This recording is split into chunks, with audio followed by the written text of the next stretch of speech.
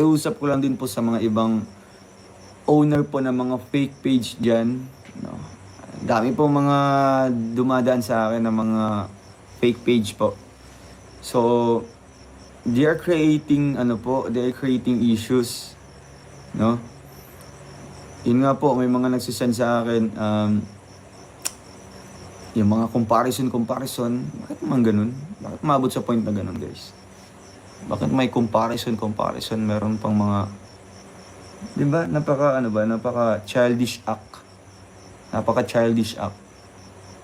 Di ba? Guys, mag-matured tayo po.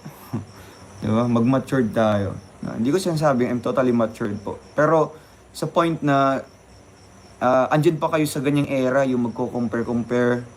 Hindi na lang mag-focus kung sino yung gusto, sino yung sinusuportahan. Di ba? Nakukuha pa. Pero guys, alam ko, yung pinaka-purpose niyan, no? Yung pinaka-hangarin talaga is para pag-awayin ang lahat, no? Mga supporters, mga involved doon, nakasurround doon. Yun yung ano po nila. Yun yung pinaka-purpose nila. Yun yung pinaka-pakay nila. But, ang Trump family ba ay sumasabay sa mga ganyang klaseng estilo ng pang-trigger ng mga supporters? Parang hindi naman yata eh. Diba?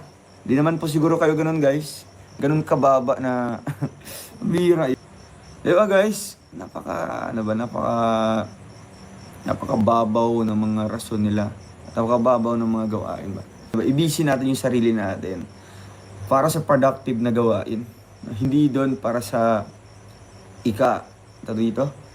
magdudulot sa inyo ng stress pa or magdudulot sa inyo ng mga sama ng loob, mga ganyang bagay. Pero yung mga pinopost nila sa mga page nila, guys, is to trigger everyone, no? Para pagawain ba, no?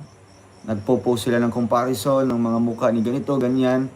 Nagpo-post sila ng mga videos